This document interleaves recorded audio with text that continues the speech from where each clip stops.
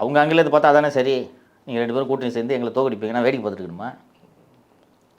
அப்புறம் இந்த 33 கோடி எதுக்கு தான் இந்த வாட்ச் வச்சுருக்கேன், இந்த அடமானம் வச்சாவது நான் செலவு செய்கிறேன், செய்வார்களா மாட்டார்களா?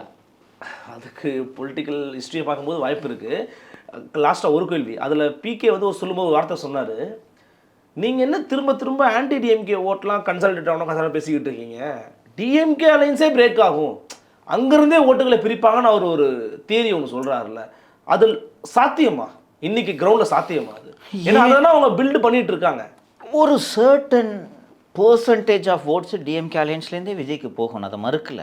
யங்ஸ்டர்ஸ் ஓட்டு, யங் பீப்புளோட ஓட்டு இது டிஎம்கே அலையன்ஸ்லேருந்தே போகும். அதுக்காக மொத்தமாக கரைஞ்சி போயிடுன்றதை நான் எடுத்துக்கவே மாட்டேன். ஓகே, மொத்தமாக நேற்று வரைக்கும் உதயசூரியன் சொல்லிட்டு பேசிக்கிட்டு இருந்தவன் விஜய் கட்சி ஆரம்பித்த உடனே எனக்கு குடும்ப அரசியல் பிடிக்கலன்ட்டுலாம் அப்படியே மாறிடுவாங்கலாம் சொல்ல முடியாது. இன்னும் ஒரு 25% 30% கன்சிஸ்டண்ட்டாக வச்சுருக்காங்க.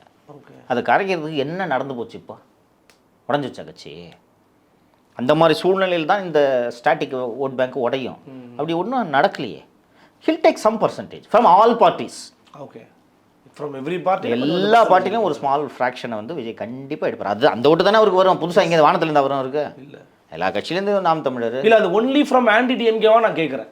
ஆன்டி டிஎம்கேல இருக்கிறது மட்டும் தான் விஜய் பிரிப்பார்ப்பான்ற ஒரு தேரி எல்லா பார்ட்டிலேருந்து எடுப்பாருன்றேன். ஃப்ரம் டிஎம்கே ஆல்சோ, எல்லா பார்ட்டியும் டிஎம்கே ஆல்சோ, விசிகே, பிஎம்கே, தேமுதிக, நாம் தமிழர் எல்லா கட்சியிலேருந்து எடுப்பார். ஓகே, அந்த கோர் ஓட்டர்ஸ் போக மாட்டான், இந்த வேவரிங் ஆதரவாளர்கள் அந்த மாதிரி இருக்கவங்களும் கொஞ்சம் எடுப்பார். அதான் பிரச்சனை.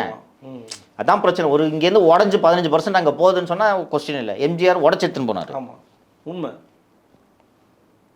அது மாதிரி போனால் தட் இஸ் டிஃப்ரெண்ட்டு. டிஎம்கே 1957 தேர்தலில் உருவாக்கிய வாக்கு வங்கி தான் 67 பலனளித்தது.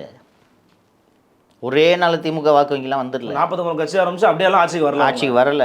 57 போட்டிட்டு 15 சுயேட்சை, 62 போட்டிட்டு 50 எம்எல்ஏ, 67 சுதந்திரா கட்சி உள்ளிட்ட சில கட்சிகளோடு கூட்டணி வைத்து எம்ஜிஆர் பேண்டேஜ் போட்ட அந்த படத்தை தமிழகம் முழுக்க ஒட்டித்தான் அவர்களும் வெற்றி பெற்றார்கள்.